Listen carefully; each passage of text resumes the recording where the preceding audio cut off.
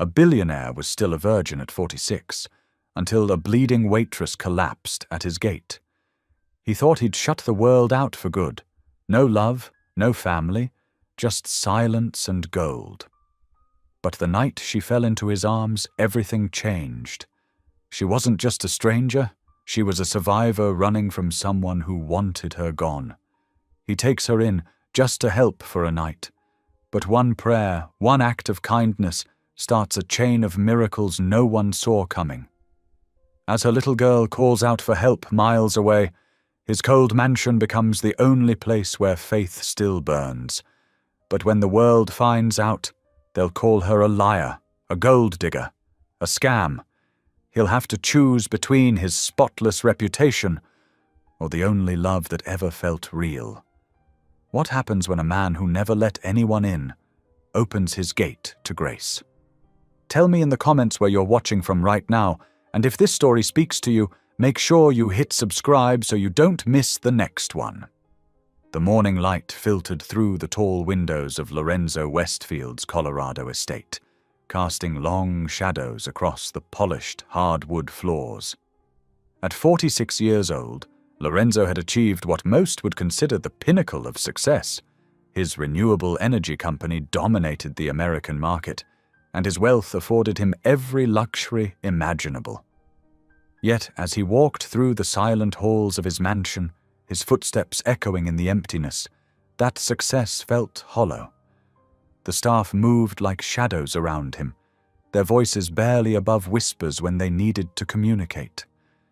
They had learned over the years that their employer preferred the quiet, needed it even. The only sound that seemed to bring him any comfort was the steady tick-tock of his mother's antique grandfather clock, standing tall and proud in the main hallway. Lorenzo paused before it now, his fingers ghosting over its polished wood. The clock had been his mother's pride and joy, a family heirloom that had survived generations. Unlike him, who survived but didn't truly live. "Good morning, Mr. Westfield." Martha, his housekeeper of 15 years, murmured as she passed by with fresh linens. Her voice was soft, practiced in the art of being present yet unobtrusive. "Morning," he responded, his own voice rough from disuse. When was the last time he'd had a real conversation with someone? The board meetings and business calls didn't count. Those were transactions, not connections. He made his way to the breakfast room, where a single place setting awaited him. The morning paper lay folded beside his plate, the headlines blaring about his company's latest acquisition. Success after success, dollar signs and profit margins, that's what his life had become. The day passed, as it always did, in a blur of video conferences and spreadsheets. From his home office, Lorenzo could see the misty valley below, the mountains rising majestically beyond. It was beautiful. He knew that objectively. But he couldn't remember the last time he'd truly felt that beauty in his soul. As evening approached, storm clouds gathered over the peaks. Lorenzo watched them roll in from his study, the room growing darker with each passing minute. Thunder rumbled in the distance, and for some reason it stirred something in him. A memory of sitting with his mother during storms, her voice gentle as she read from her worn Bible. The rain started, first a gentle patter against the windows, then a steady drumming. Lightning flickered across the sky, illuminating the room in brief, harsh flashes. Lorenzo stood at the window, his reflection ghostly in the glass. "Lord," he whispered, surprising himself. How long had it been since he'd prayed? Since his mother's funeral? Since the day he'd decided that prayers went unanswered and faith was for those who couldn't make it on their own? But something in him broke open tonight, like the sky above. "Lord," he said again, louder this time, his voice shaking. "If there's still something left for me, if there's still hope." He swallowed hard, fighting against years of built-up walls. "Send it through my gates." The words hung in the air, feeling both foolish and profound. Lightning cracked again, closer now, bright enough to make him step back from the window. The thunder that followed was immediate and deafening. Lorenzo turned away, chiding himself for this moment of weakness. He was a businessman, not some character in one of his mother's beloved inspirational novels. Life didn't work that way. Prayers weren't answered with convenient timing, and miracles didn't just appear on doorsteps. Then he heard it. A scream, high and terrified, cut through the storm's fury. It came from the direction of his front drive. Lorenzo froze, his heart suddenly pounding. The scream came again, and this time he was moving, his feet carrying him swiftly through the house. He hardly noticed the startled looks from his staff as he rushed past them. At the front door, he hesitated for just a moment, his hand on the handle.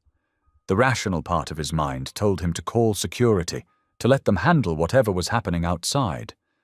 But something else, something that felt suspiciously like his mother's guiding hand, pushed him forward. He threw open the door, and the storm hit him full force. Rain lashed at his face, and wind whipped his normally perfectly pressed shirt. Lightning flashed again, illuminating his circular driveway and the scene before him.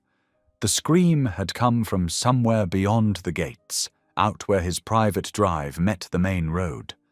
Through the curtain of rain, he could see the faint glow of headlights, tilted at an odd angle. Lorenzo stood there, water soaking through his clothes, facing a choice. He could go back inside, call the authorities, and let them handle whatever had happened. That would be the sensible thing to do, the safe thing, the thing that fit with the careful, controlled life he'd built for himself. But he'd just prayed for, the first time in years, and somewhere in his heart, a long dormant voice whispered that this moment, this choice, mattered more than he could know. The rain continued to pour, and Lorenzo Westfield, Billionaire CEO, stood on his doorstep, letting the storm wash over him as he faced what felt like the most important decision he'd made in years. His mother's clock chimed inside, its familiar sound carrying even through the storm. And suddenly he knew what he had to do. He stepped out into the rain, each step taking him further from his safe, silent world and toward whatever, or whoever, waited beyond those gates. The wind howled around him, and another flash of lightning illuminated his path. For the first time in longer than he could remember, Lorenzo felt truly alive. Something was about to change. He could feel it in his bones, in the electricity in the air, in the way his heart raced with both fear and anticipation. He reached the gates, punching in the security code with trembling fingers. As they swung open, thunder rolled overhead, and Lorenzo squared his shoulders. Whatever he found beyond these gates, he knew with sudden certainty that his prayer had been heard. Whether this was answer or test, or perhaps both, remained to be seen. The gates finished their slow arc, and Lorenzo stepped through them, leaving behind the carefully ordered world he'd built for himself. The rain continued to fall, but now it felt less like punishment and more like baptism, washing away years of isolation and fear, preparing him for whatever lay ahead in the storm-dark night. Another scream pierced the darkness, closer now, and Lorenzo broke into a run. His expensive shoes slipped on the wet pavement, but he kept going. The headlights he'd seen from his doorway grew brighter, and now he could make out the shape of a car, its front end crumpled against one of the old oak trees that lined his drive. His heart pounded in his chest, each beat seeming to echo his earlier prayer. "Send it through my gates." Well, here he was, outside those gates for the first time in what felt like forever, running toward a stranger's cry for help in the middle of a storm. Lightning flashed again, and in that brief, brilliant moment, Lorenzo saw everything with perfect clarity. The car, steam rising from its damaged hood. The oak tree, its bark scarred from the impact. And most importantly, the figure moving inside the vehicle, desperate and afraid. This was it, the moment his evening prayer had led to. Whatever happened next would change everything, and Lorenzo Westfield, the man who had spent years hiding from life behind his wealth and walls, was finally ready to face it. Lightning illuminated the dark road as Lorenzo fumbled with his flashlight, its beam cutting through the sheets of rain. The wind howled around him, pulling at his clothes, but he pressed forward. Another crack of thunder shook the ground beneath his feet. Then he saw her. A figure slumped against the iron bars of his gate, one hand pressed tightly against her side. Her dark hair was plastered to her face, and even through the rain, he could see the red staining her white uniform shirt. "Help!" Her voice was barely a whisper. "Please! He's coming!" Lorenzo rushed forward, his heart pounding. The woman's face was pale, her eyes unfocused. She was young, probably in her late 20s, wearing what looked like a diner uniform. A name tag reading Rose was pinned crookedly to her shirt. "I'm here," Lorenzo said, kneeling beside her. "You're going to be all right." He shrugged off his jacket and wrapped it around her trembling shoulders. She tried to focus on his face. "I couldn't let him hurt Mrs. Jenkins. She's 72. Arthritis in her hands." Her words slurred together, pain etching lines around her mouth. "Don't try to talk," Lorenzo said. He slipped one arm under her knees and the other behind her back, lifting her as gently as he could. She was light, too light, in his arms, and he could feel her shaking. The walk back to the house seemed endless. Rain pelted them both as Lorenzo carefully picked his way up the drive. Rose's head lolled against his shoulder, her breathing shallow but steady. As they approached the front door, it flew open. Ruth Callahan stood there, her usually neat grey hair disheveled, her face tight with concern that quickly shifted to suspicion. "Mr. Westfield, what are you doing? We should call the police, not bring her inside. This could be a trap." "Enough, Ruth," Lorenzo said, his voice firm as he carried Rose through the doorway. "She needs help. Call Dr. Matthews." Ruth's mouth set in a hard line, but she pulled out her phone.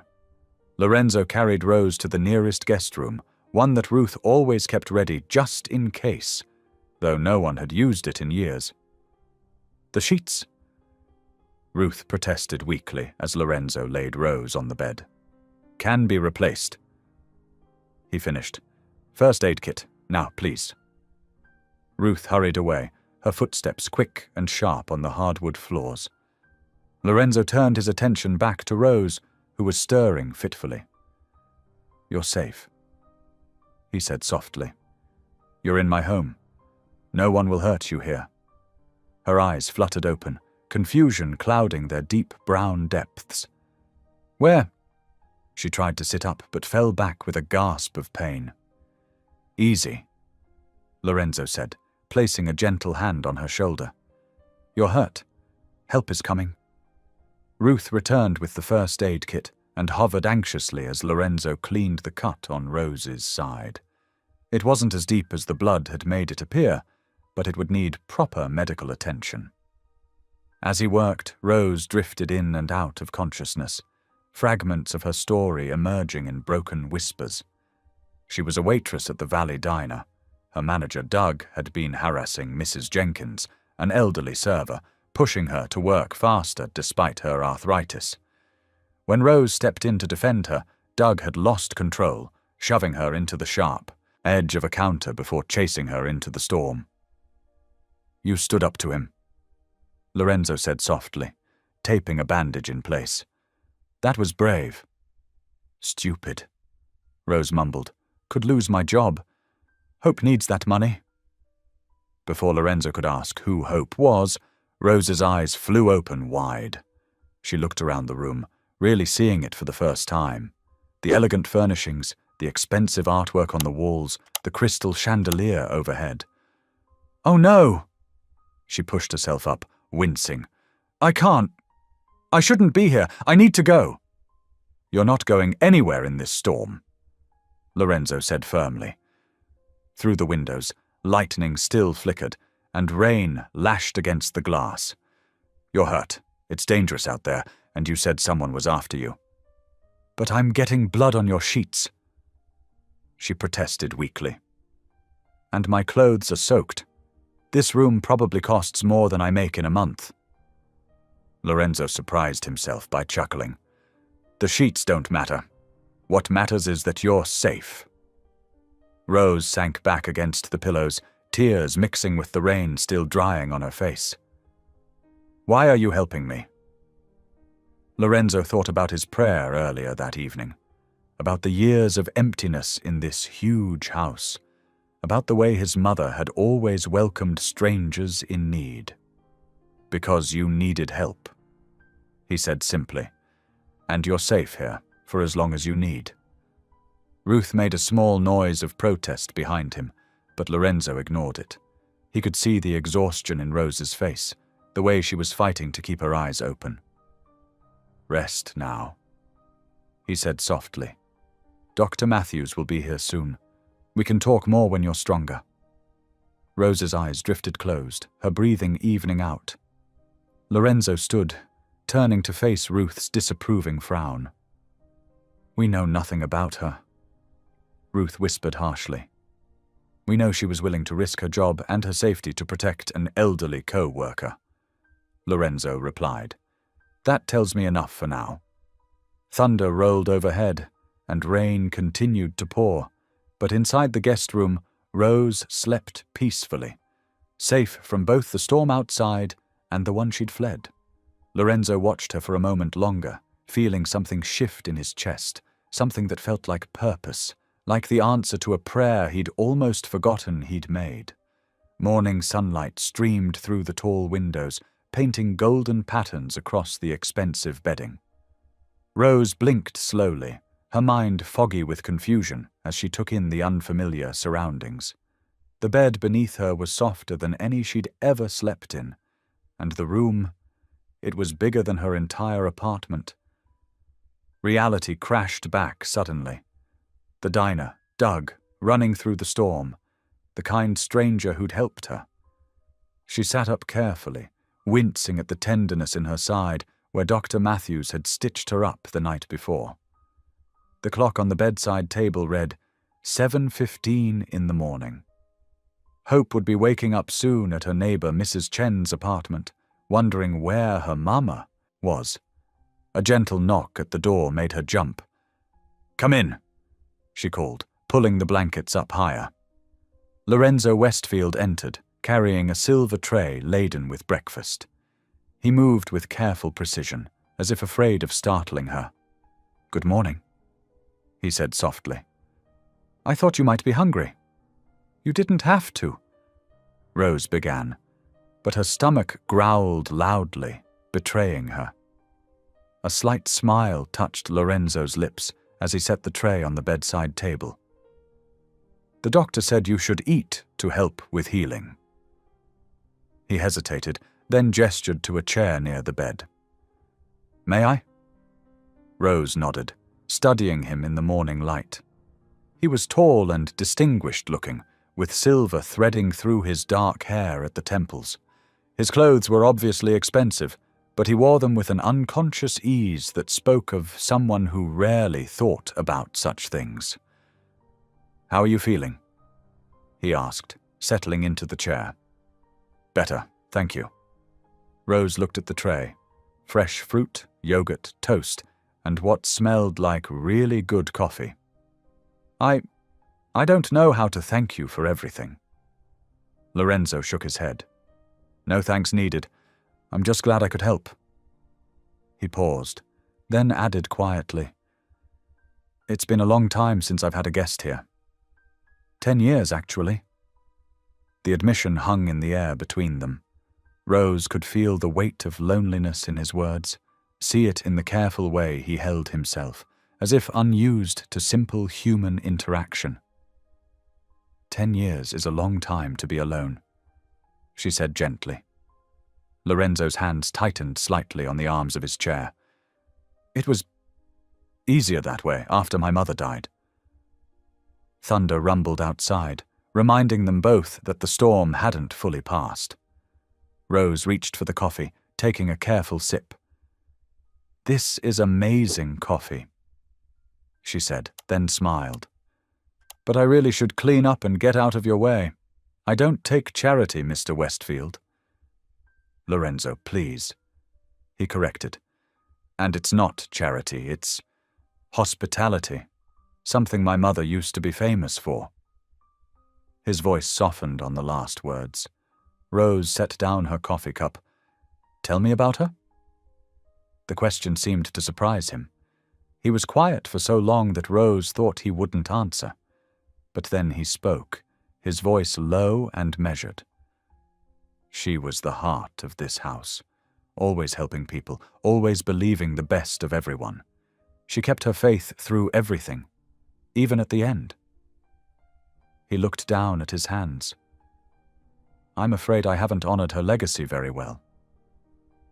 "Sometimes grief makes us build walls," Rose said softly. "I understand that better than most." Lorenzo looked up, a question in his eyes. Rose took a deep breath.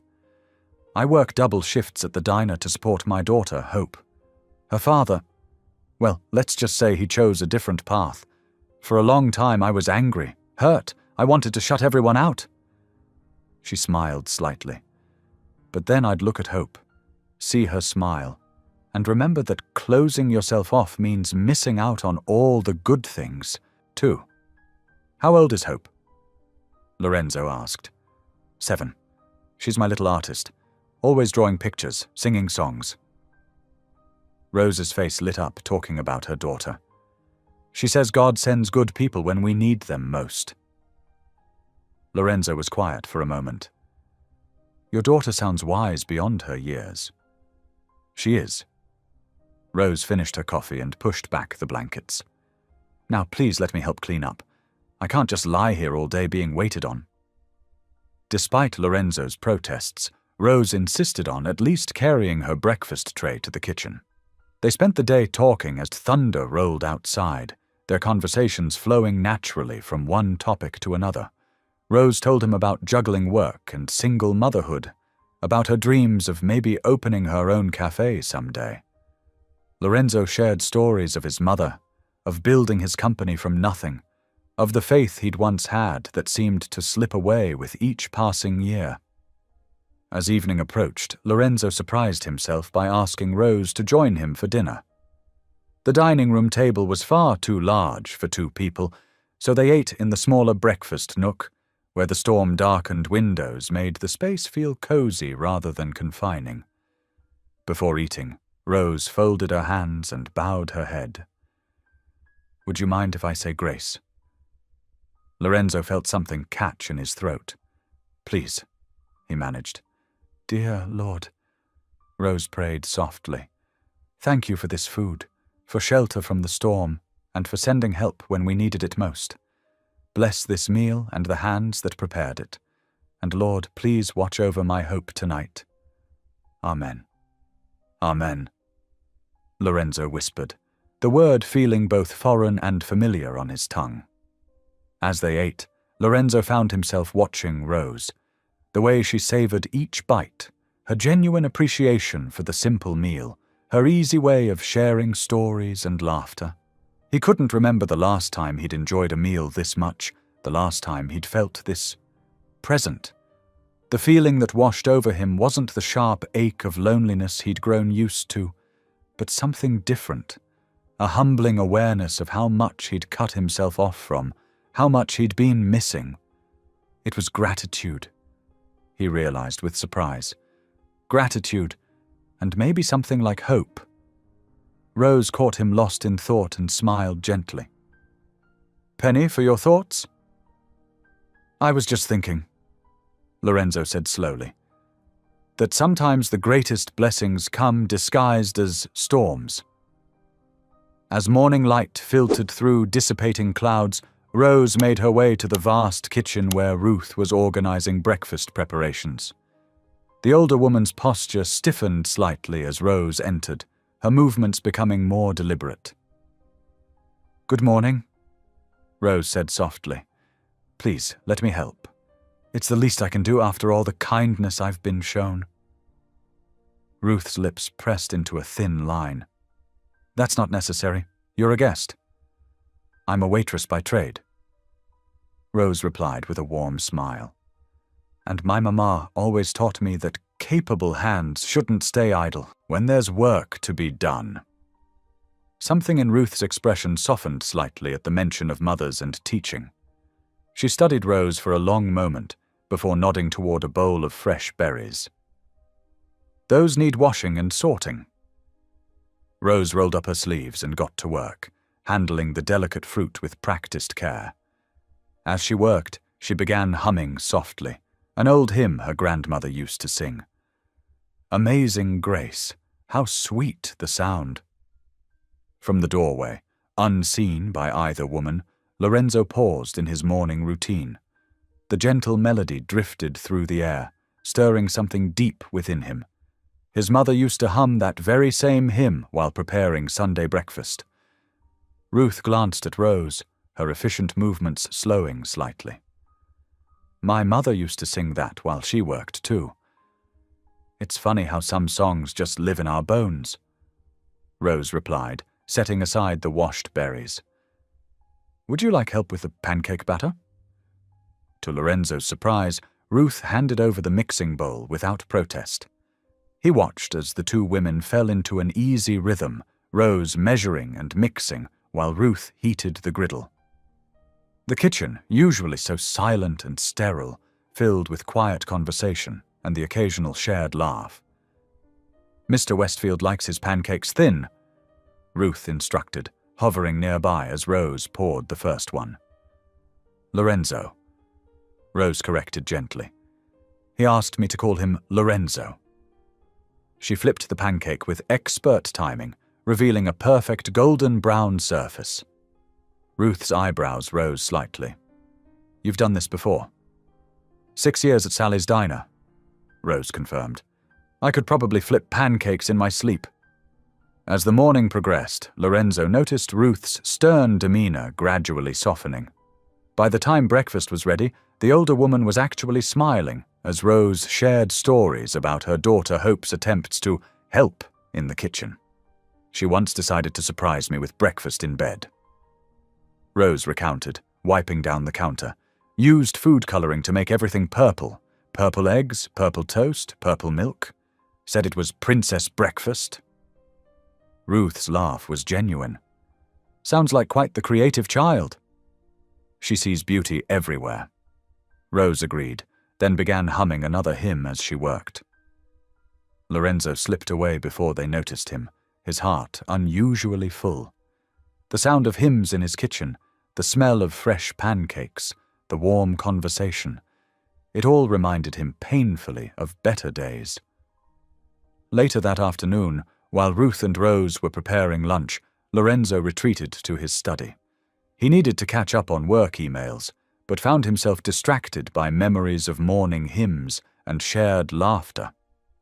Rose, having finished helping Ruth, wandered the halls of the massive house. She found herself drawn to Lorenzo's study door, left slightly ajar. Meaning to thank him again for his hospitality, she knocked softly. When no answer came, she peered inside. The room was empty, but what caught her eye was the impressive wall of books behind his desk. As a lifelong reader who could rarely afford new books, she couldn't resist taking a closer look.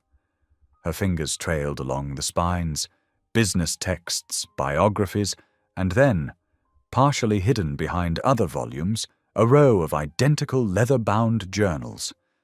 Something about their worn spines and carefully noted dates made her pause. Without thinking, she pulled one out, opening to a random page.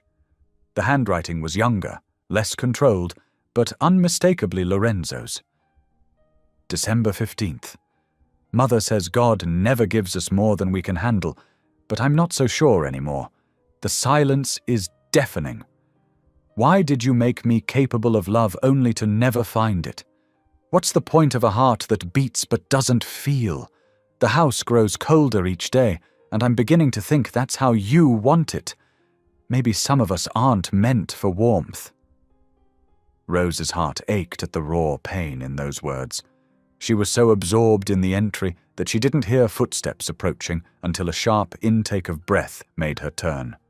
Lorenzo stood in the doorway, his face pale, body rigid. The journal in her hands might as well have been his beating heart, exposed and vulnerable. "I'm so sorry," Rose said quickly but gently. "I shouldn't have." "Those are private," he said, his voice tight. Rose carefully closed the journal, holding it with the reverence it deserved. "They're all so beautiful," she said softly, "and heartbreaking." Lorenzo remained frozen, caught between anger and embarrassment. "You asked why God made you capable of love only to never find it." Rose continued, her voice gentle but firm. "Maybe you never found love because you stopped letting it find you." The words hit Lorenzo like a physical force. He opened his mouth to argue, to defend his walls, but no words came. Rose carefully returned the journal to its place. "Thank you for trusting me with your home, Lorenzo, even if you didn't mean to trust me with your heart." She slipped past him and out of the study, leaving him alone with her words echoing in his mind. That evening, Lorenzo sat in his leather chair before the study's fireplace, watching flames dance across logs. Rose's words played on repeat in his thoughts. "You stopped letting it find you." He thought of how she'd handled his journal, not with judgment or pity, but with understanding. How she'd seen past his wealth to his worth, past his walls to his wounds. How she filled his silent halls with hymns and his empty kitchen with laughter. The fire crackled, sending sparks up the chimney, and Lorenzo realized he felt warm, truly warm, for the first time in years. Not just from the flames, but from something deeper, something he'd thought long dead. A flutter of feeling in his chest, like a bird testing broken wings. He watched the fire late into the night, allowing himself to feel its warmth, to acknowledge the subtle thaw beginning in his heart. Rose's hummed hymns still echoed in his memory, mixing with his mother's voice from long ago, reminding him that perhaps it wasn't too late to remember how to feel. The early morning sun had barely touched the mountain peaks when Rose's cell phone shattered the peaceful silence of the guest room. Her hands trembled as she fumbled to answer it, her neighbor Martha's name flashing on the screen. "Rose. Oh, thank God you picked up." Martha's voice crackled with panic. "Hope's here with me, but she's scared out of her mind. Darren's been circling the building in his truck for the past hour. He's been asking people if they've seen you." Rose's heart stopped. Her 7-year-old daughter's face flashed before her eyes, those bright, innocent eyes that had seen too much already. "Is she okay? Please tell me she's okay." "She's safe for now. I got her into my apartment when I saw him pull up. But Rose..." Martha's voice dropped to a whisper. "He seems different this time. Worse. More desperate." Rose was already moving, throwing her few belongings into a small bag. "Keep her inside. I'm coming right now." "Be careful, honey. He's still out there somewhere." Rose's hands shook as she ended the call. The beautiful guest room suddenly felt like a gilded cage, too far from where she needed to be. She grabbed her waitress uniform, still slightly damp from the storm, and changed quickly. A soft knock at the door made her jump. "Rose." Lorenzo's voice was concerned. "I heard voices. Is everything all right?" She opened the door to find him standing there, still in his morning robe, worry etched across his face. The genuine concern in his eyes made her throat tight. "I have to go," she said, trying to keep her voice steady. "Right now. My daughter. She needs me." Lorenzo's expression shifted from concern to alarm. "What's happened?" As Rose explained the situation, she watched Lorenzo's jaw tighten. He pulled out his phone. "I'll have my security team ready in 5 minutes. They can bring her here safely." "No." Rose cut him off, though the offer made her heart ache with gratitude. "You've already done too much. I won't be indebted like that." This isn't about debt, Lorenzo said softly. This is about safety. Your safety. Your daughter's safety. Rose shouldered her bag, shaking her head. I don't want pity, Lorenzo. I've survived on my own this long. I'll figure it out. Rose, please. His voice was barely above a whisper. At least let me help you get there. But Rose was already moving past him, her steps quick and determined. She'd learned long ago that depending on others only led to disappointment. The fact that Lorenzo's offer felt genuine only made it more dangerous. Ruth appeared in the hallway, likely drawn by their voices. Her usual stern expression softened when she saw Rose's distress. Miss McKinley? Thank you for everything, Ruth, Rose said, managing a small smile. The kitchen won't be the same without my help, I'm sure. Ruth's lips twitched. It certainly won't be as musical. Lorenzo followed Rose through the mansion's halls, his bare feet silent on the marble floors. At least let me drive you. I'll call a cab from the gate. Rose insisted, her pace never slowing. She couldn't let herself be swayed by his kindness. Couldn't let herself imagine what it would be like to accept his help, to let hope experience the safety of these walls. The morning air was cool and crisp as they reached the front drive. Lorenzo's security team stood at attention, clearly already informed of the situation. Rose wondered if Ruth had called them. At the gate, Lorenzo made one final attempt. You belong where grace takes you, he said softly, his words carrying on the morning breeze. Rose paused, her hand on the gate's cold metal. She turned back, taking in the mansion, the mountains, and the man who had shown her such unexpected kindness. For a moment she allowed herself to see the loneliness in his eyes, the way his hand gripped the gate post as if to stop himself from reaching for her. Thank you, she whispered, meaning it with every fibre of her being. Then she turned and walked away, her steps quick and determined despite her trembling knees. The gates closed behind her with a soft click that seemed to echo across the valley.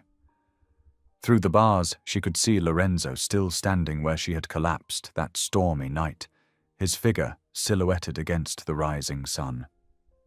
As Rose disappeared down the winding drive, Lorenzo remained motionless, his heart heavy with an unfamiliar ache.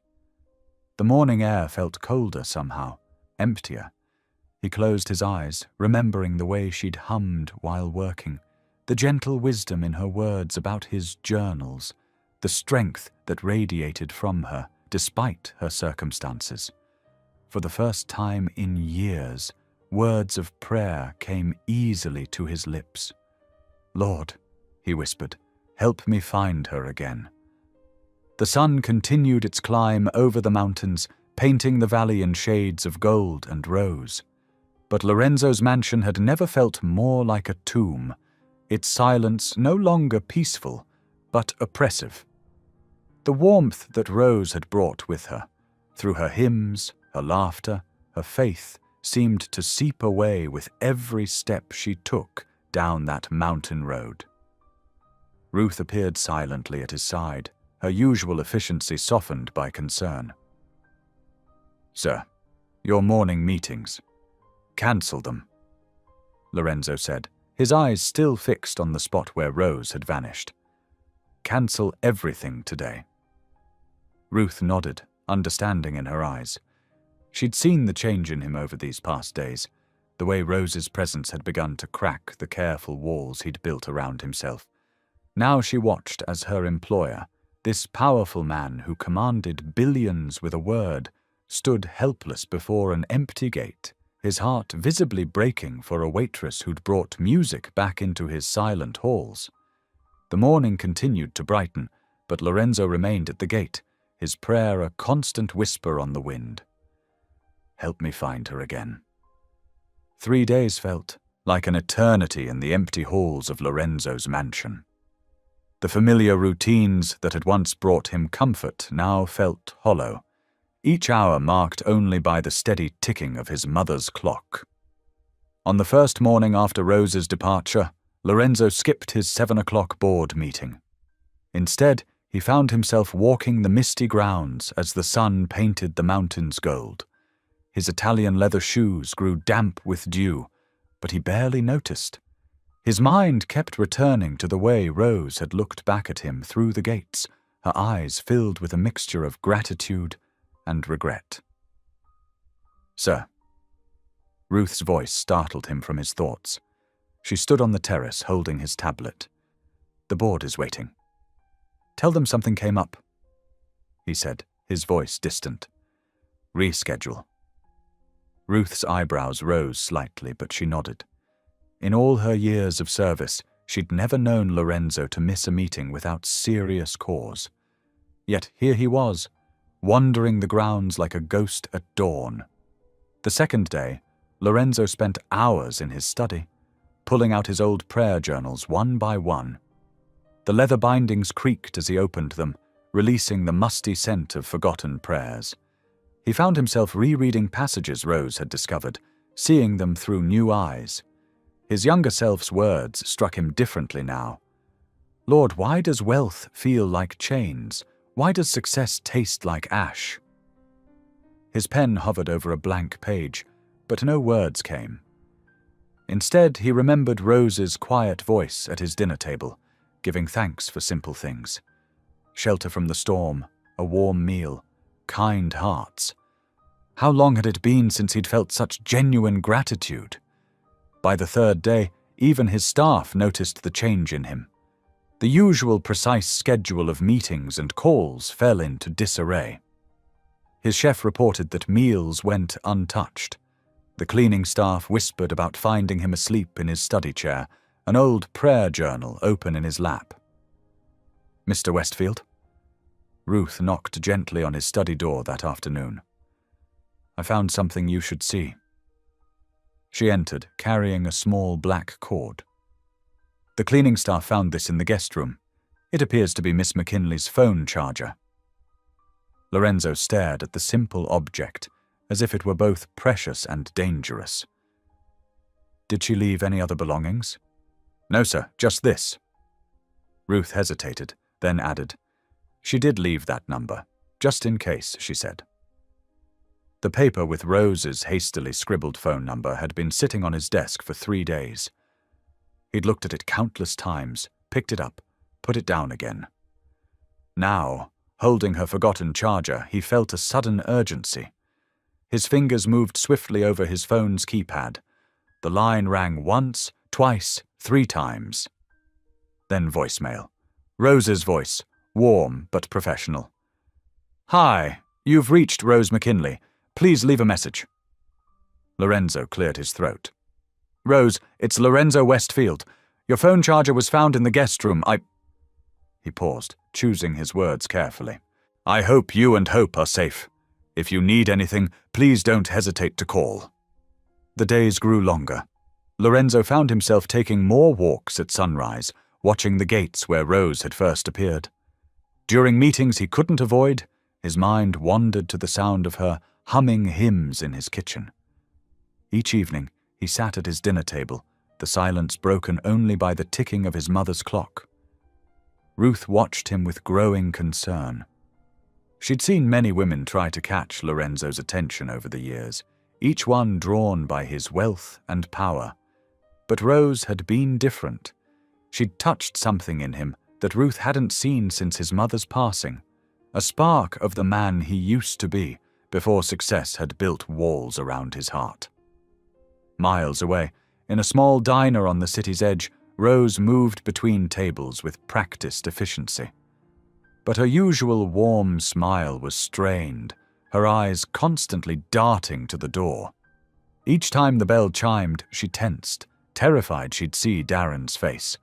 She picked up extra shifts, trying to keep busy, to stay in public places where he couldn't reach her. Her manager noticed her jumpiness but didn't comment. He'd seen enough of life to recognize fear when he saw it. During quiet moments, Rose's hand would drift to her phone, thumb hovering over Lorenzo's number in her call log. She'd think of his gentle voice, the safety of his mansion's walls, the way he'd carried her in from the storm without hesitation. But pride and fear held her back. She couldn't risk dragging him into her mess. The night was already old when Lorenzo's phone rang. He'd been sitting in his study, pretending to read reports while actually staring at Rose's number again. The sound startled him so much he nearly dropped the device. Unknown number. His heart quickened as he answered. "Hello?" At first there was only breathing, quick and frightened. Then Rose's voice, barely a whisper. "He's taken Hope. Please help me." Lorenzo was on his feet before the message ended, his heart pounding. The fear in Rose's voice cut through every wall he'd built, every hesitation he'd harbored. He pressed the callback button immediately, but the line was already dead. The clock ticked steadily in the silence, marking precious seconds slipping away. Lorenzo stared at his phone, Rose's terrified whisper echoing in his mind. Somewhere in the city, a little girl was in danger. Somewhere in the darkness, Rose was asking for his help. His finger hovered over the security team's number, ready to mobilize every resource at his disposal. The man who had hidden behind wealth and walls for so long was gone. In his place stood someone who had finally found something worth fighting for, not because of duty or obligation, but because grace had led him to this moment. Lorenzo's hands gripped the steering wheel as his SUV sped through the darkness, windshield wipers fighting against the heavy rain. His security team's vehicles followed close behind, their headlights cutting through the storm. The clock on his dashboard read 11:15 at night, each minute ticking away like thunder. "Faster," he whispered to himself, pressing the accelerator harder. Highway 14 stretched before him, slick with rain, and nearly empty at this hour. The small diner's sign glowed in the distance like a beacon, its neon lights reflecting off the wet pavement. As he pulled into the parking lot, he spotted Rose immediately. She stood under the diner's awning, arms wrapped tightly around herself, her waitress uniform still on from her shift. The sight of her made his chest ache. She looked so small, so vulnerable against the vast darkness of the night. Lorenzo jumped out of the SUV, not bothering with an umbrella. Rain soaked through his expensive suit as he rushed to her side. "Rose," he called softly, not wanting to startle her. She turned, and the look in her eyes nearly broke him. Fear had carved deep lines around her mouth, and her usual warmth had been replaced by raw terror. "Lorenzo," she whispered, her voice cracking. "I'm sorry, I didn't know who else to call." Without thinking, he reached for her hand. Her fingers were ice-cold against his palm, trembling like leaves in the storm. "We'll find her," he promised, squeezing gently. "I won't let you go through this alone." Rose's fingers tightened around his, seeking strength. "The police are looking, but—" She swallowed hard. "They say since Darren's her father, it's complicated. They're treating it like a custody dispute, not a kidnapping." Thunder rolled overhead as Lorenzo led her to his SUV, opening the passenger door. His security team spread out around them, alert and watchful. Inside the vehicle, the rain drummed against the roof, creating a rhythm that matched Rose's shaky breathing. "Tell me everything," Lorenzo said softly as he pulled back onto the highway. "When did you last see Hope?" Rose pressed her forehead against the cool window, her reflection ghostly in the glass. "I was at work. My neighbor, Mrs. Chen, was watching her. She called me in a panic about 2 hours ago, said Darren showed up claiming he wanted to talk to Hope." Her voice broke. "He pushed his way in when Mrs. Chen opened the door. By the time she got to the phone to call me, they were gone." Lorenzo's jaw tightened. Has he done anything like this before? No, but... Rose's fingers twisted together in her lap. "His temper. It's always been bad. When Hope was 3, I finally got the courage to leave. He'd come home drunk, started throwing things. I grabbed Hope and ran that night, never looked back. She took a shuddering breath. He found us once before, about a year ago, showed up at our apartment demanding to see her. I called the police, but by the time they came, he was gone. Rain streaked across the windows as they drove through sleeping towns, past darkened houses where families slept safely in their beds. Lorenzo's security team had split up, following different leads, staying in constant communication through their radios. I keep thinking about her teddy bear, Rose whispered suddenly. She never sleeps without it. It's still sitting on her bed, waiting for her. A sob caught in her throat. She must be so scared. Lorenzo's hand found hers again in the darkness. This time, he didn't let go. Your faith amazes me, he said quietly. After everything you've been through, you still trust. Still pray. Rose turned to look at him, tears glistening in her eyes. Sometimes faith is all we have left. When Darren first started changing, becoming violent, I wanted to be angry at God. But then I realized God didn't cause Darren's choices. He gave me the strength to protect hope instead. They drove in silence for several minutes, their joined hands a bridge between them. Lightning flashed across the sky, illuminating Rose's face. In that brief moment, Lorenzo saw not just her fear, but her incredible strength. There's a church up ahead, he said suddenly, remembering a small chapel he'd passed many times but never entered. Would you pray with me? Rose's eyes widened slightly, but she nodded. The chapel was a humble building, its white steeple barely visible through the rain. Lorenzo parked, and they ran through the downpour to the covered entrance. The door was unlocked. Many rural churches stayed open all night for travelers seeking sanctuary. Inside, the air was still and peaceful. Their footsteps echoed on the wooden floor as they made their way to the front pew. Rose sank down, pulling Lorenzo gently with her. Their hands remained linked as they bowed their heads. Dear Lord, Rose began, her voice barely above a whisper, protect my little girl. Keep her safe until we can find her. Give us wisdom to know where to look and... She faltered.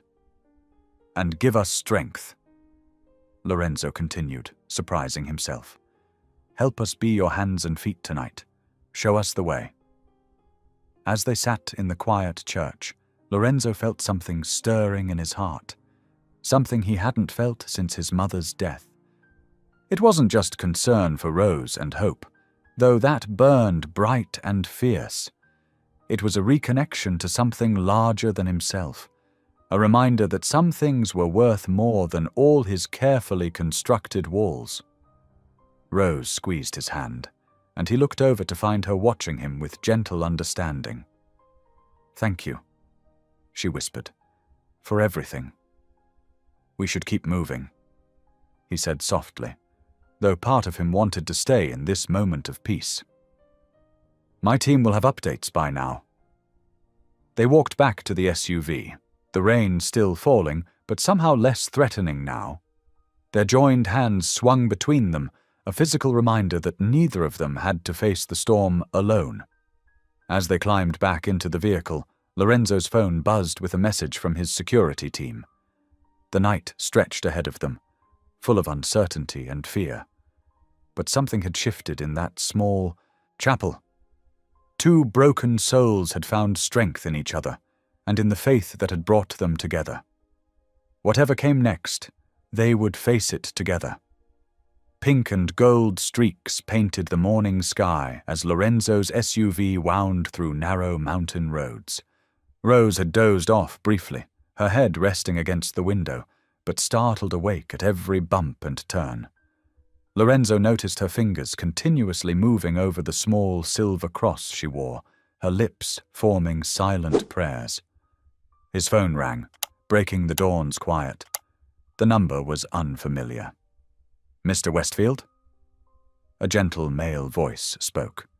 This is Pastor Elijah Carter from Grace Community Church in Pine Valley. I believe I have someone here you're looking for. Rose grabbed Lorenzo's arm, her eyes wide with hope. A little girl. the pastor continued, showed up in our sanctuary early this morning. She's sleeping now, holding on to one of our brass crosses like it's her lifeline. Dark, curly hair, about 7 years old. Hope, Rose whispered, tears streaming down her face. Oh God, thank you. Lorenzo pressed harder on the accelerator, careful but urgent. We'll be there in 15 minutes, Pastor. Please keep her safe. The small white church appeared around a bend, its steeple catching the first rays of sunlight. Lorenzo barely had the car in park before Rose was out, running toward the wooden double doors. He followed close behind, his heart pounding with an emotion he couldn't quite name. Pastor Elijah met them at the entrance, a kind-faced man in his 60s with silver hair and weathered hands. She's right inside, he said softly. Poor thing was exhausted but wouldn't let go of that cross. They found Hope curled up on a worn wooden pew, her small form wrapped in what looked like the pastor's own cardigan. A brass cross from the altar lay tucked against her chest. Her face, even in sleep, showed traces of dried tears. Hope? Rose's voice cracked as she knelt beside the pew. Baby, it's Mommy. Hope's eyes fluttered open. For a moment she looked confused, then her face crumpled. Mommy! She launched herself into Rose's arms, both of them crying now. I knew you'd find me. I kept praying like you taught me. Lorenzo stood back, his own vision blurring as he watched them hold each other. Rose was on her knees, rocking Hope back and forth, whispering, "Thank you, God," over and over between kisses to her daughter's forehead. Daddy was so angry. Hope hiccuped against Rose's shoulder. He kept saying mean things about you. But I remembered what you said about God sending good people when we need them. She looked up then, noticing Lorenzo for the first time. Her eyes, so much like Rose's, studied him carefully. Rose pulled back slightly, smoothing Hope's tangled curls. Are you hurt anywhere, baby? Did he... She couldn't finish the question. Hope shook her head. I ran away when he fell asleep. I remembered you saying churches are safe places, so when I saw the cross on top, of this one, she clutched the brass cross tighter.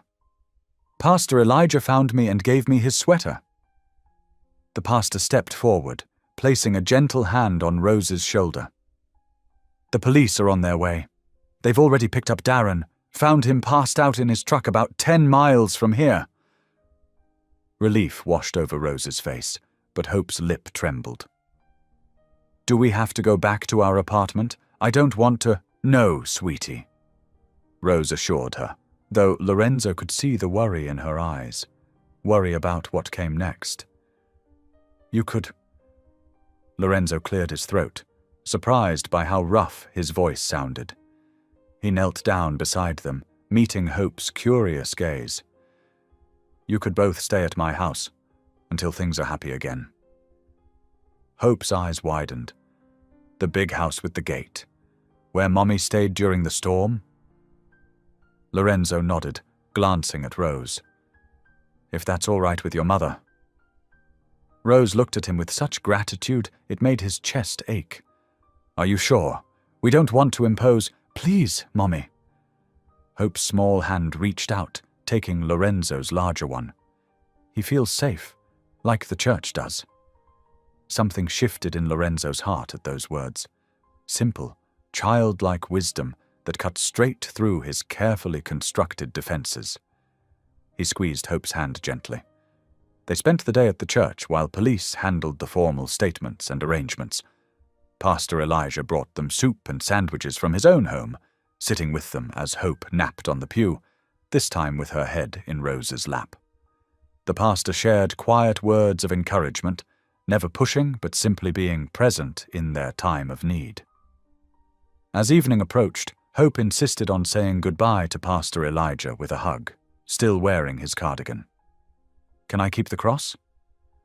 She asked shyly, to remember that God was watching over me. The pastor smiled, his eyes misting. Of course, child. It's yours now. The The drive back to Lorenzo's estate was quiet, stars beginning to pepper the darkening sky. Hope sat in the back seat, fighting sleep but eventually losing the battle. Rose reached across the center console, taking Lorenzo's hand just as she had during their desperate search the night before. "Thank you," she whispered, "for everything." Lorenzo glanced in the rear-view mirror at Hope's sleeping form, then at their joined hands. Something about this felt right, like pieces falling into place after being scattered for too long. As they passed through his gates, no longer cold and forbidding but welcoming them home, he realized his prayer from days ago had been answered in ways he never could have imagined. The mansion that had once echoed with emptiness now held the soft sounds of Hope's steady breathing and Rose's quiet humming. As they carried the sleeping child inside, Lorenzo knew his life would never be the same, and he was profoundly grateful for that fact.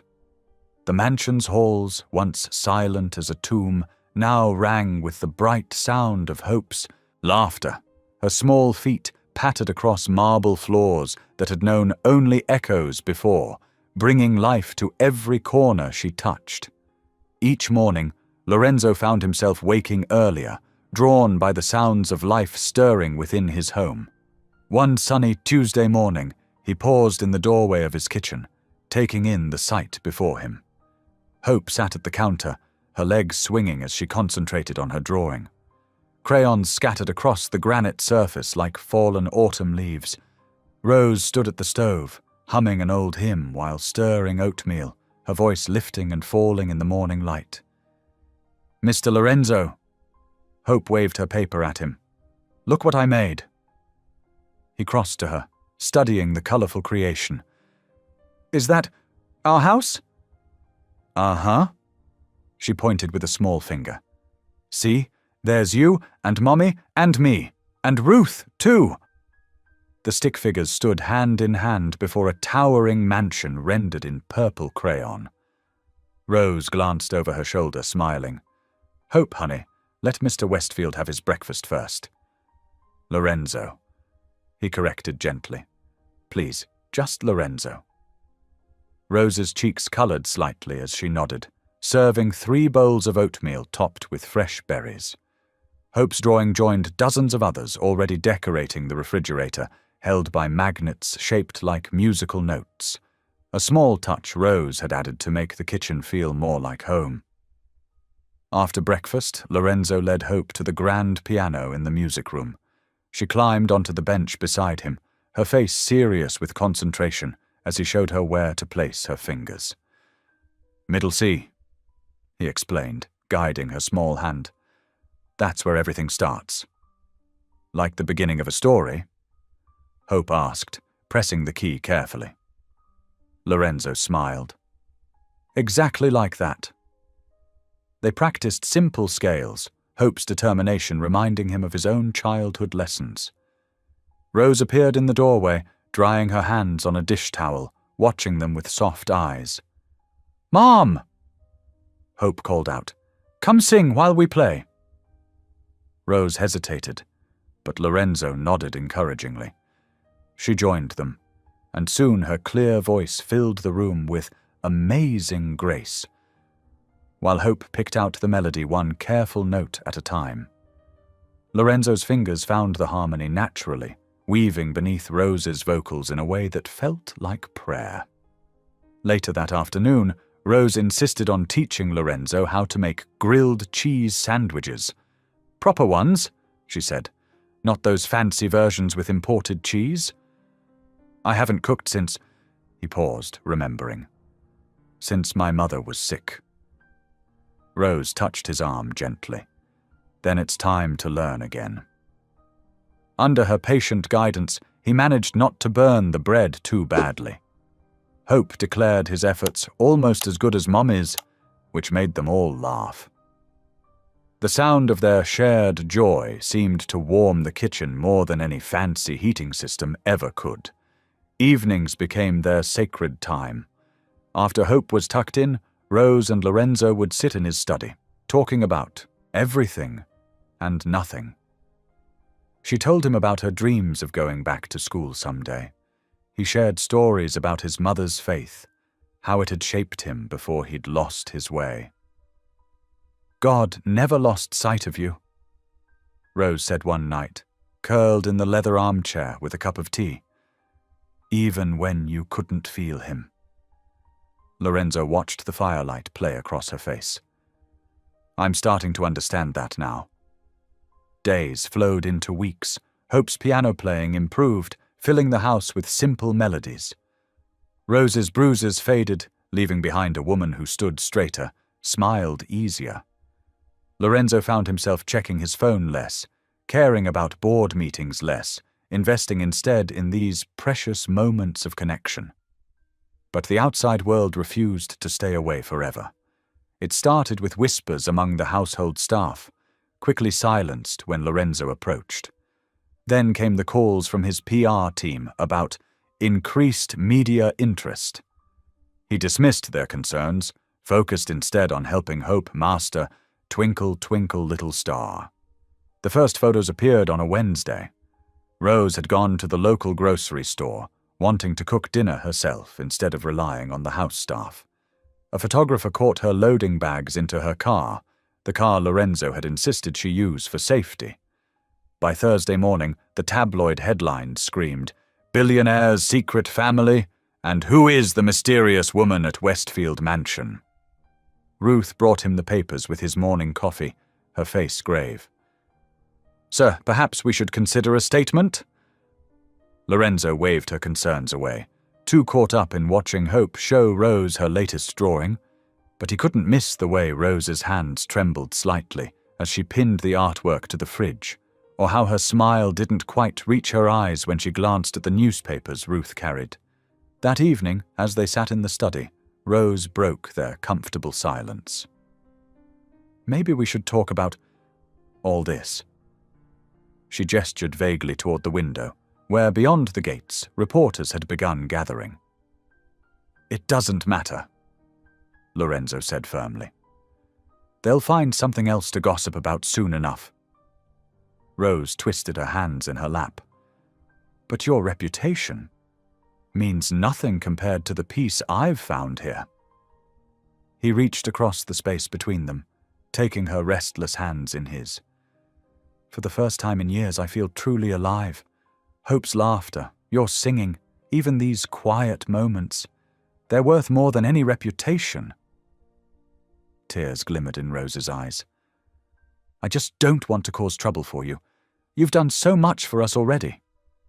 "You've done more for me," Lorenzo insisted. "You and Hope. You've brought God back into these halls. You've reminded me what it means to have faith, to trust, to—" He stopped, words failing him. Rose squeezed his hands, understanding in her silence.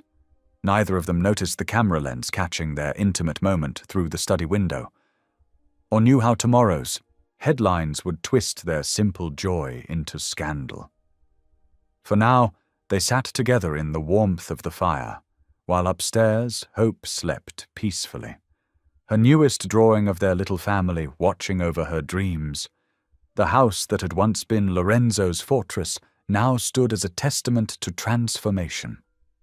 Where cold marble had reflected emptiness, now lay scattered toys and crayon marks. Where silence had reigned, music and laughter danced. And in the heart of it all, three souls were healing, finding in each other the very grace they'd been seeking all along. The morning sun couldn't pierce the dark clouds gathering over Lorenzo's estate. Within days, what had been their peaceful sanctuary erupted into a media circus. Reporters clustered at the gates like hungry vultures, their cameras flashing through the iron bars. "Billionaire virgin falls for Waitress single mom," screamed the headlines in bold red letters. Rose's hands shook as she read the morning paper, her coffee growing cold beside her. Each new story seemed crueler than the last. "Gold digger or guardian angel?" another tabloid questioned, alongside a grainy photo of her shopping at the local grocery store. "Mummy?" Hope's small voice carried across the kitchen. "Why are those people outside taking pictures?" Rose pulled her daughter close, stroking her hair. "They're just curious about Mr. Lorenzo's house, sweetie." "But they're saying mean things," Hope whispered, pressing her face into her mother's side. Lorenzo entered the kitchen, his face tight with concern. Ruth's arranged for extra security at Hope's school. He placed a gentle hand on Rose's shoulder. "We'll get through this." But the harassment only intensified. That afternoon, the school principal called. They'd received dozens of calls from reporters and curious onlookers, all trying to get information about Hope. Some even attempted to photograph the little girl during recess. Rose paced the study, tears streaming down her face. "This has to stop. I can't let Hope go through this." "We'll hire private tutors," Lorenzo suggested, reaching for her hand. "We can protect her here." "Here." Rose's voice cracked. "Lorenzo, look at what I'm doing to your life. Your company's stock dropped 10 points yesterday because of these rumors." "Numbers don't matter," he insisted. "Not anymore. But your reputation is worth nothing compared to what we've found here." He drew her close, his voice soft but firm. "You and Hope. You've brought life back to these halls. Back to me." Still, the headlines grew more vicious. Anonymous sources claimed Rose had orchestrated her attack to gain Lorenzo's sympathy. Others suggested she was using Hope to manipulate him. Each new story felt like a physical blow. Lorenzo's PR team begged him to distance himself, to release a statement clarifying that Rose was simply a guest during a difficult time. Instead, he called a press conference. Standing before a wall of microphones and flashing cameras, Lorenzo spoke from his heart. "6 months ago, I prayed for God to send something meaningful through my gates. He answered with Rose and Hope McKinley." His voice grew stronger. "If showing kindness to a mother and child is suspicious, then perhaps we've lost our way. If love is a scandal, I accept every headline." Rose watched the conference on TV, her heart aching at his defense of her. But she could see the strain in his eyes, the tension in his shoulders. This brilliant, kind man who'd given them shelter was now under attack because of her. That evening, Lorenzo had to attend an emergency board meeting. Before leaving, he found Rose in the music room, watching Hope practice piano. "I'll be back in a few hours," he promised. "Maybe we can all have hot chocolate when I return. Hope's favorite?" Rose nodded, forcing a smile. But inside, her decision was already made. After tucking Hope into bed for what she knew would be the last time in this beautiful house, Rose sat at Lorenzo's piano. Tears fell onto the keys as she wrote her letter. "Dear Lorenzo, you opened your gates to us when we needed shelter from a storm. You showed us kindness without asking anything in return. You gave Hope a safe place to laugh and play. But now I'm the storm in your life, bringing chaos to your peace. You deserve better than headlines and scandal. You deserve the quiet joy you had before we arrived. Thank you for showing us that good people still exist. Thank you for reminding me what it feels like to trust again. But I can't watch you sacrifice everything you've built just because you're too kind to turn us away. You deserve peace. I only bring storms." She packed their few belongings quietly, called a taxi, and slipped out through the service entrance where no reporters waited. Hope stirred only briefly as Rose carried her to the car, mumbling something about saying goodbye to Lorenzo. When Lorenzo returned home 3 hours later, the mansion was dark. His footsteps echoed through silent halls. No piano music, no child's laughter, no soft singing from the kitchen. He found Rose's letter on the piano, the paper still damp with her tears. The same clock that had kept him company through years of solitude now ticked loudly in the crushing silence. Lorenzo sank onto the piano bench, holding Rose's letter to his chest, surrounded once again by all his wealth and none of the warmth that had made it feel like home. Outside, rain began to fall, but this time there would be no desperate knock at his gate, no chance to offer shelter, no opportunity to say all the things his heart had finally learned to feel. The mansion's halls stretched before him, empty once more. But now the silence felt different, not like the peaceful solitude he'd once embraced, but like a void waiting to be filled. Every room held echoes of Hope's laughter, traces of Rose's grace. Their absence felt heavier than any loneliness he'd known before. In the kitchen, Hope's drawings still decorated the refrigerator. In the study, Rose's teacup sat on the side table where she'd left it. These small remnants of their presence made their absence even more profound. Lorenzo walked to the window of his study, pressing his forehead against the cool glass. The rain fell harder now, and somewhere out there, Rose and Hope were facing another storm alone. Because they thought they were protecting him. Because the world had convinced them they weren't worthy of the love they'd brought into his life. The ticking clock marked each moment of this new silence, each second taking them further away from the home they'd created together. The morning sun crept through the mansion's windows, casting long shadows across empty halls that seemed to mock Lorenzo's solitude. He moved from room to room like a man in a trance, calling out names that no longer belonged there. Rose. His voice echoed off marble floors. Hope? Each step revealed another reminder of what he'd lost. In Hope's temporary bedroom, crayon drawings still decorated the walls, cheerful scenes of sunshine and flowers, stick figures holding hands. One showed 3 people standing in front of what looked like his mansion. A tall man in a suit, a woman with a bright smile, and a little girl between them. Written in wobbly letters across the top were the words, "My new family." Lorenzo's hands trembled as he carefully removed each drawing, preserving them as if they were priceless masterpieces. In many ways, they were. The kitchen still held traces of Rose's presence, a cookbook left open to a recipe for chocolate chip cookies, a coffee mug with a lipstick mark on the rim, Hope's favorite cereal bowl in the dish rack. He couldn't bring himself to move any of it. Ruth found him there as morning light flooded the kitchen. He sat at the counter, Rose's letter spread before him, his eyes red and hollow from a sleepless night. Without a word, she placed a gentle hand on his shoulder, a gesture so unlike her usual businesslike manner that it nearly broke him. "She's gone, Ruth," he whispered. "They're both gone." "I know, sir." Ruth's voice was soft with understanding.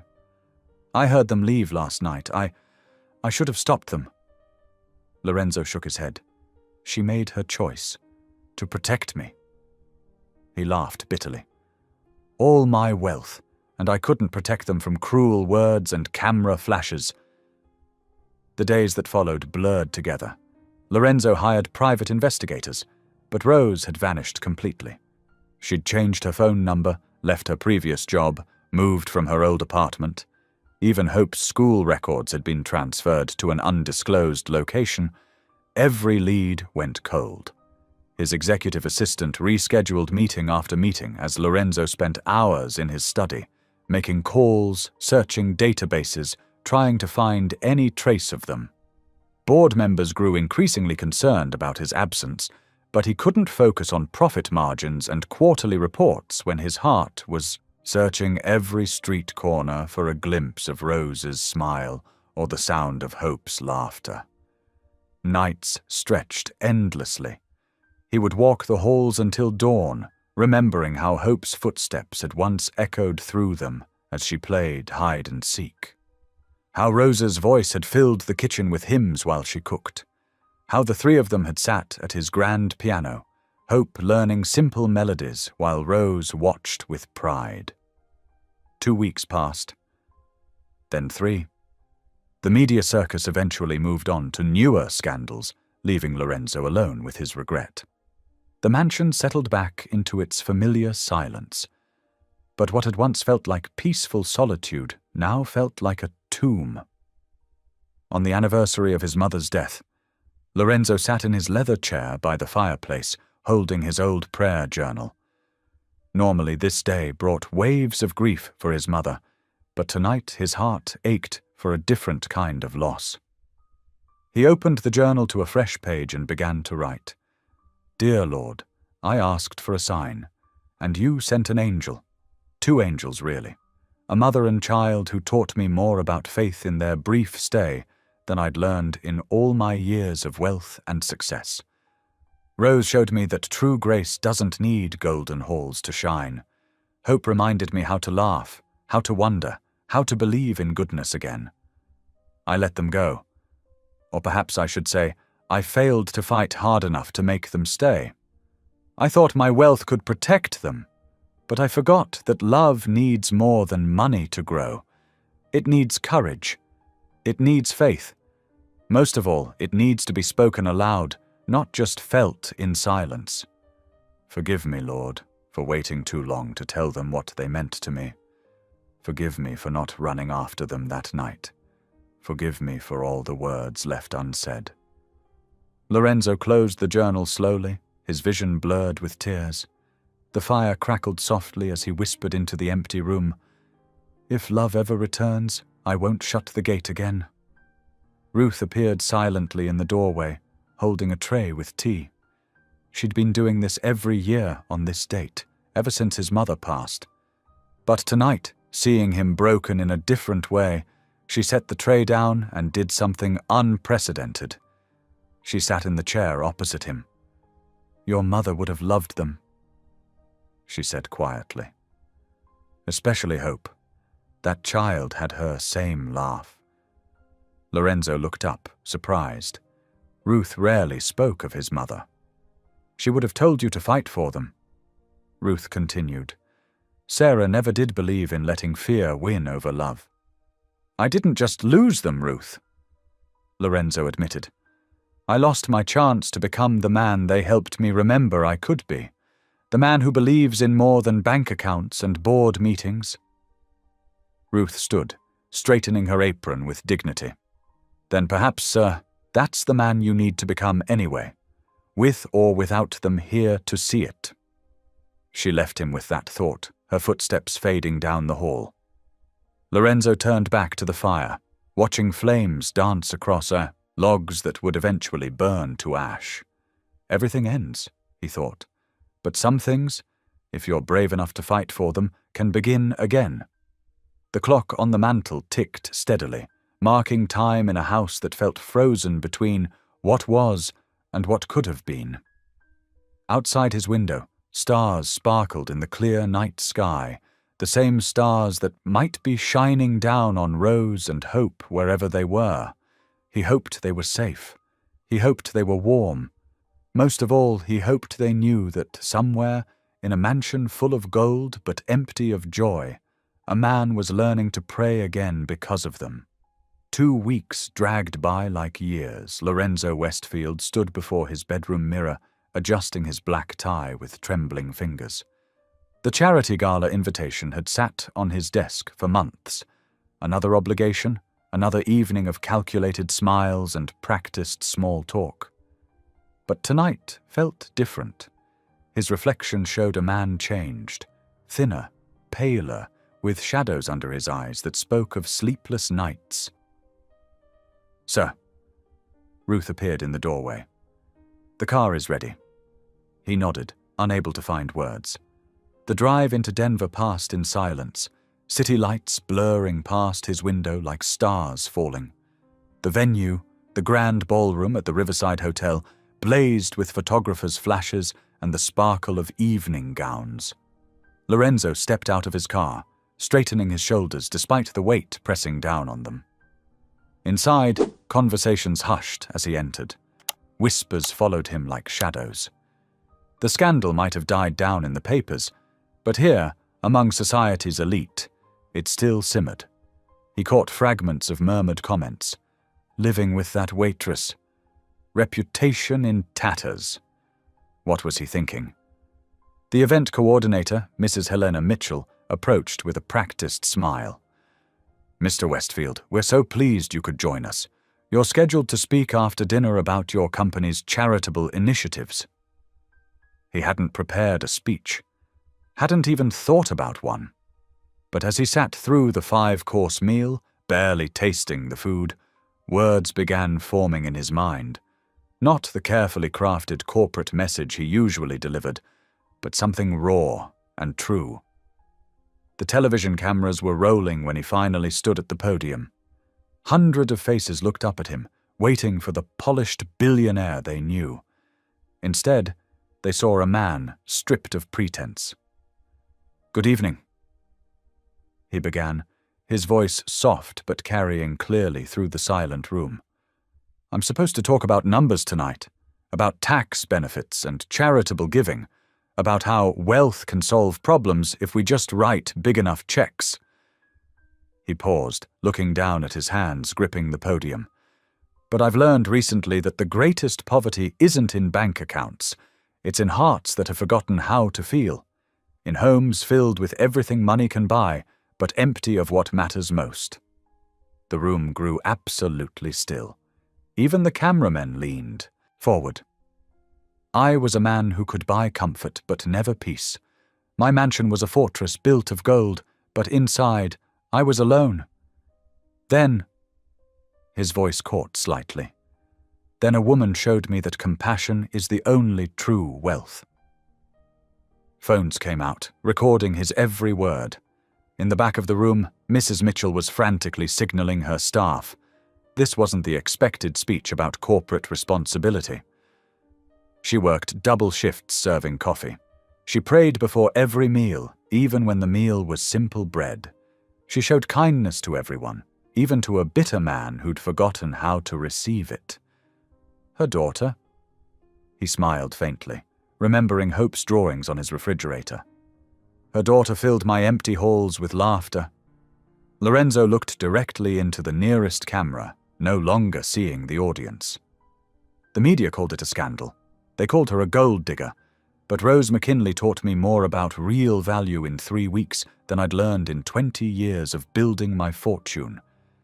She showed me that grace doesn't need marble floors to dance on, that faith doesn't require crystal chandeliers to shine. Tears glistened in several eyes now.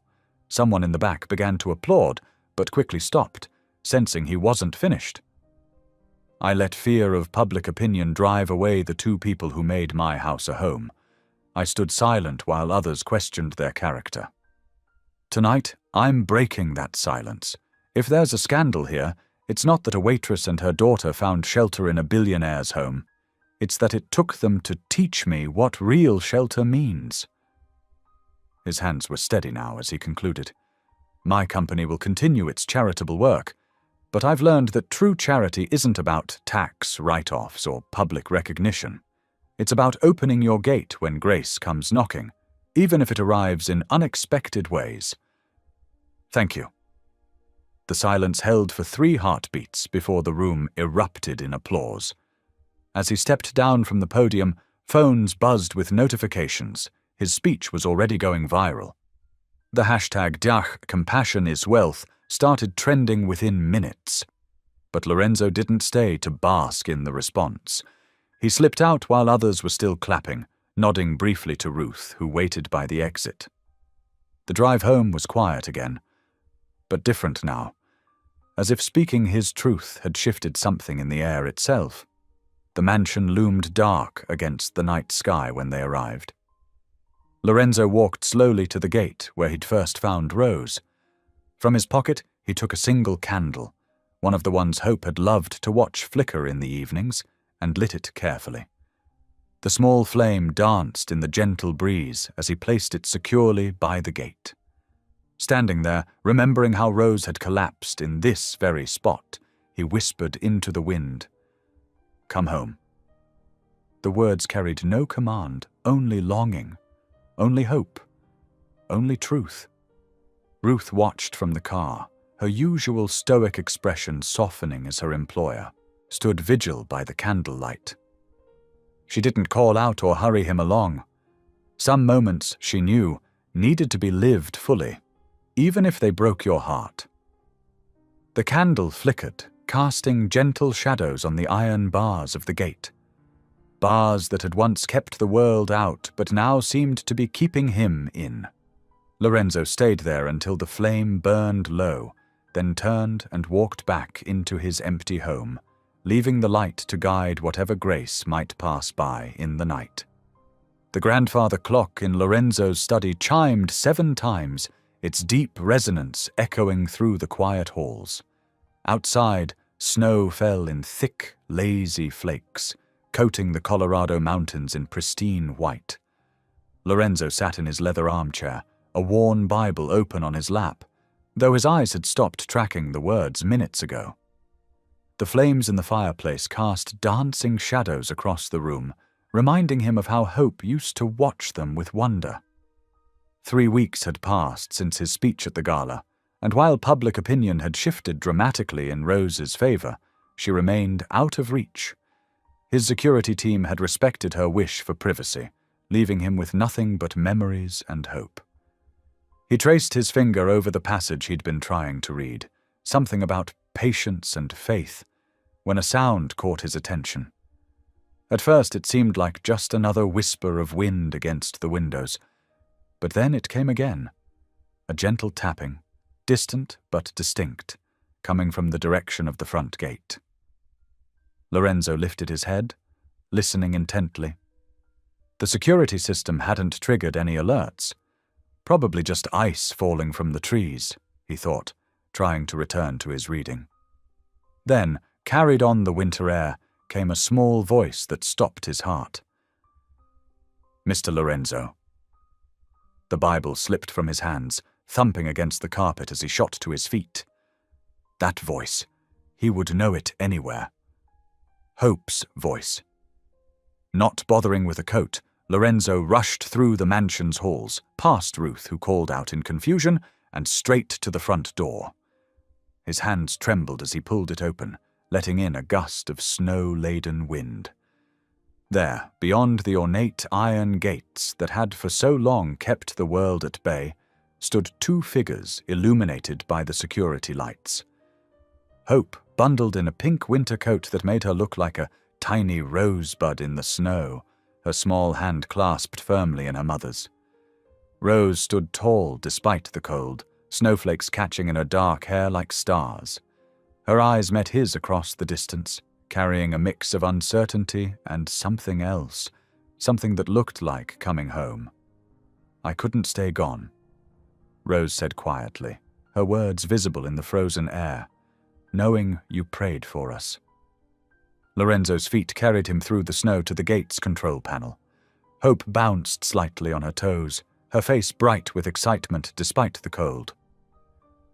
"Mommy says you're the only one who asked God for us without wanting anything back," Hope added shyly, her words carrying the simple wisdom of childhood. Lorenzo felt tears well up in his eyes, crystallizing in the winter air. His fingers found the gate release, and the iron barriers that had once symbolized his isolation began to swing open with a soft creak. "You both belong here," he whispered, his voice rough with emotion. Hope didn't wait for the gates to fully open. She slipped her hand free from Rose's and darted through the gap, running straight to Lorenzo. Without hesitation, he knelt in the snow and caught her in his arms, holding her close as she wrapped her small arms around his neck. "I missed your piano," Hope confided in his ear, making him laugh through his tears. Rose approached more slowly, her boots crunching in the fresh snow. When she reached them, Lorenzo stood, still holding Hope, and met Rose's gaze. "I'm sorry," they both said at the same time, then shared a small laugh that seemed to warm the winter air. "The media," Rose began, but Lorenzo shook his head. "Doesn't matter," he said firmly. "Nothing matters except that you're here." Hope wiggled in his arms, pointing toward the mansion's warm glow. "Can we go inside? My nose is cold." The simple request broke the moment's tension, and Lorenzo nodded, suddenly aware he was standing in the snow without a coat. Of course. Come on. Together they walked toward the house, their footprints marking a path in the fresh snow. The warm light from the windows spilled out onto the white ground, creating a golden pathway to welcome them home. Ruth stood in the doorway, her usual stern expression softened by a slight smile. "I'll prepare some hot chocolate," she said, stepping aside to let them enter. "With extra marshmallows for Miss Hope." "3 marshmallows?" Hope asked hopefully as Lorenzo set her down. "3 marshmallows," Ruth confirmed, already heading towards the kitchen. Rose paused in the foyer, taking in the familiar surroundings. The grand staircase, the crystal chandelier, the family portraits lining the walls. Her eyes lingered on the spot where her drawings had once decorated the refrigerator door. "They're still here," Lorenzo said softly, reading her thoughts. "I kept everything. Hope's drawings, your recipe notes, even that burned pot from when we tried to make caramel." Rose laughed, a sound that seemed to bring warmth back to the mansion's halls. "I told you to watch the temperature." "I was distracted," Lorenzo admitted, his eyes holding hers. "I still am." Hope had already shed her pink coat and boots, leaving them in a small pile by the door. She padded across the marble floor in her sock feet, heading straight for the study where the fireplace still glowed. "Can I play the piano later?" she called over her shoulder. "Of course," Lorenzo answered, helping Rose with her coat. Their fingers brushed as he hung it on the rack, sending a current of warmth through both of them. They followed Hope into the study, where she had already claimed her favorite spot on the hearth rug. The Bible Lorenzo had dropped still lay open on the floor by his chair. Rose picked it up gently, noting the well-worn pages. "You've been reading again?" Lorenzo nodded, watching as she carefully closed the book and placed it on the side table. "Every day. It helps me remember what matters." Ruth appeared with a tray of hot chocolate, steam rising from 3 mugs topped with precise arrangements of marshmallows. Hope counted hers carefully before taking her first sip, leaving a small chocolate mustache that made both adults smile. As they settled into the warmth of the room, the snow continuing to fall outside the windows, Lorenzo felt something shift in his heart. The mansion no longer echoed with emptiness. Instead, it hummed with the quiet joy of presence, Hope's gentle humming as she sipped her cocoa, Rose's soft movements as she tucked a blanket around her daughter's shoulders, the crackle of the fire that seemed to welcome them all home. The walls of gold he had built around himself hadn't protected him. They had imprisoned him. But here, now, with snowflakes melting on Rose's hair and Hope's laughter filling the air, he understood what true shelter meant. It wasn't found in fortresses or fortunes, but in the simple grace of hearts opening to let love in. "I prayed too," Hope announced suddenly, looking up from her cocoa. "Every night, I asked God to make you not lonely anymore." Lorenzo met Rose's eyes over their daughter's head, seeing in them the same mixture of wonder and certainty he felt in his own heart. "He answered all our prayers," he said softly. "He sent them wrapped in grace." Outside, the snow continued to fall, covering the world in pristine white. But inside the mansion's walls, warmed by firelight and fellowship, 3 hearts that had once been separated by fear found themselves bound together by something stronger, the simple, profound truth that love, when given freely, always finds its way home. Inside the mansion, warmth and life seemed to flow through every room once again. The grand foyer sparkled with holiday lights that Lorenzo had put up weeks ago, hoping they would somehow guide his family home. Now their glow felt like a celebration. Ruth bustled around the kitchen, her usual efficiency tinged with poorly hidden joy as she prepared hot cocoa. The familiar scents of chocolate and cinnamon wafted through the air, mixing with the pine fragrance from the half-decorated Christmas tree in the great room. "Look, Mommy," Hope called out, holding up a crystal angel ornament. "Mr. Lorenzo saved all the pretty ones for me to put up." She stood on tiptoe, trying to reach a higher branch. Lorenzo stepped forward to lift her gently, supporting her as she placed the angel exactly where she wanted it. "I couldn't finish it without you," he said softly. It didn't feel right. Rose watched them from the doorway, her heart full, but her eyes showing traces of guilt. The past weeks had been harder than she'd imagined, not just surviving, but carrying the weight of what she'd left behind.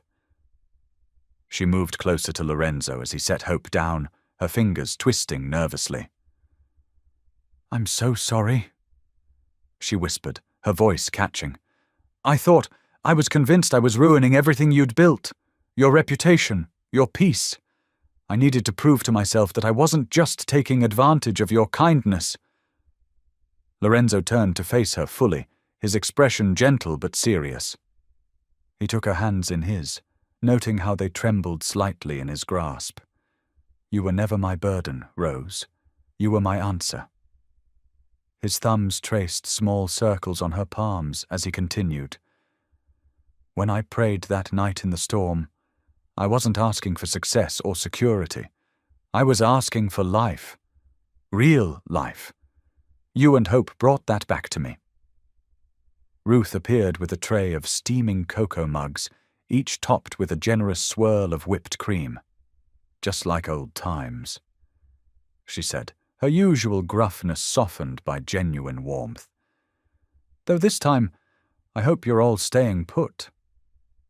Hope abandoned her decorating to claim her mug, carefully carrying it to the plush rug near the fireplace.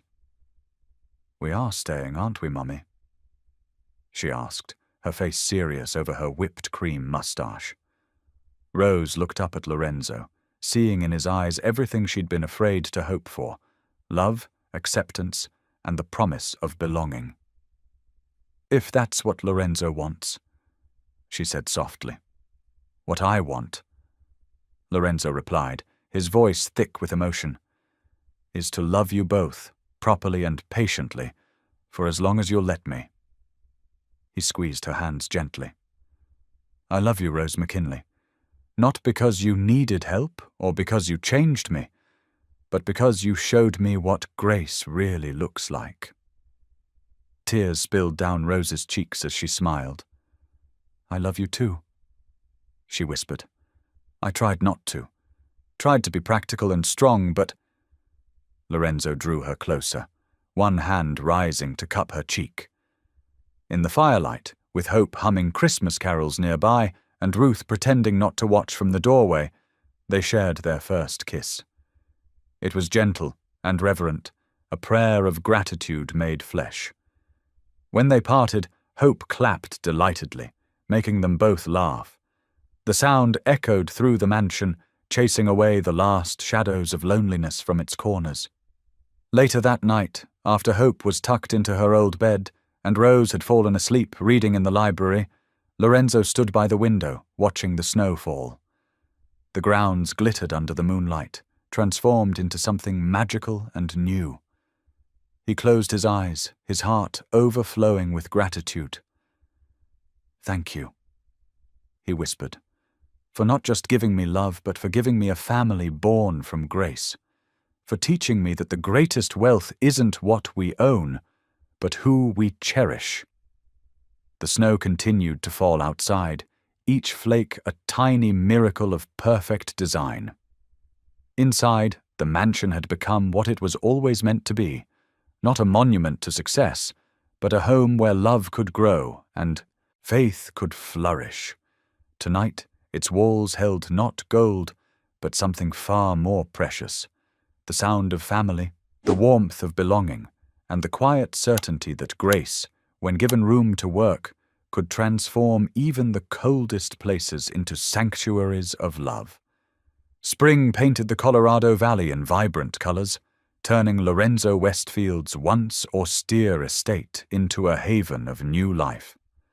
Purple crocuses and yellow daffodils dotted the rolling lawns of what was now known as the Gracegate Foundation, their faces turned toward the warming sun. "Mommy, look! The roses are blooming."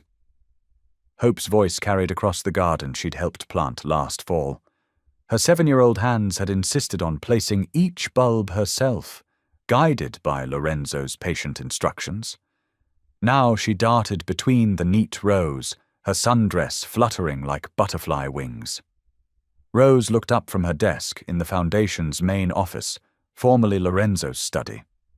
Where intimidating mahogany and leather once dominated, now soft, natural light streamed through unveiled windows. Her desk held files of women and children they'd helped transition to safety and independence over the past months. "Those are the Hope Roses," Lorenzo said, appearing in the doorway with 2 cups of coffee. "They're special hybrid tea roses that bloom earlier than most." He set 1 cup beside Rose, his hand lingering on her shoulder. "Just like someone else we know who blooms wherever she's planted." Rose covered his hand with hers, her engagement ring catching the light. "I never imagined that night at the gate would lead to all this," she said softly. "You've given so many women a chance at a new life." "We've given them that chance," Lorenzo corrected gently. "Your experience helps them trust us. You show them that healing is possible." Through the window, they watched Hope carefully picking flowers for the upcoming ceremony. The church where she'd been found during that desperate search had become sacred ground for their family. It seemed only fitting to exchange their vows there, surrounded by the community they'd built through the Foundation. The wedding day dawned clear and bright, the small church filled with faces that told stories of redemption, women who'd found strength to start over, children who'd learned to laugh again, volunteers who'd discovered purpose in service. Ruth sat in the front row, dabbing her eyes despite her attempts to maintain her usual stoic demeanor. Hope walked down the aisle first, scattering rose petals with careful concentration. Her dress matched the roses in her basket, and her smile lit up the sanctuary. When Rose appeared in the doorway, Lorenzo felt his breath catch. She wore a simple white dress, elegant and understated, but her face glowed with joy that no designer gown could match. During the ceremony, Lorenzo pulled out his weathered journal, the last one he'd written in before closing that chapter of his solitary life. His voice steady but full of emotion, he read, "I was a man who built walls of gold to keep pain away, but when I opened my gate, love came bleeding and brought heaven with her. In my weakness I almost lost this gift, but grace led her back, teaching me that true wealth isn't measured in what we keep, but in what we give away." Rose's eyes filled with tears as she squeezed his hands. The pastor smiled warmly as he pronounced them husband and wife, and Hope rushed forward to embrace them both before they could even kiss, making the congregation laugh. As dusk settled over the valley that evening, the 3 of them walked hand in hand down the gravel path toward home. The Foundation's gate, the same one where Rose had collapsed that stormy night, stood wide open, its iron scrollwork softened by climbing roses. Hope skipped between them, humming the wedding march. The sky painted itself in brilliant shades of pink and gold, as if nature itself celebrated their union. Lorenzo looked at his family, the brave woman who'd taught him to trust love again, and the child who'd shown him how to find wonder in simple things. The gate that had once served as a barrier now stood as a symbol of welcome, its open doors inviting others to find the same grace that had transformed their lives. Thank you for being here. If something in this story stayed with you, I'd love to see you again. Subscribe, and tomorrow I'll bring you another story crafted with heart.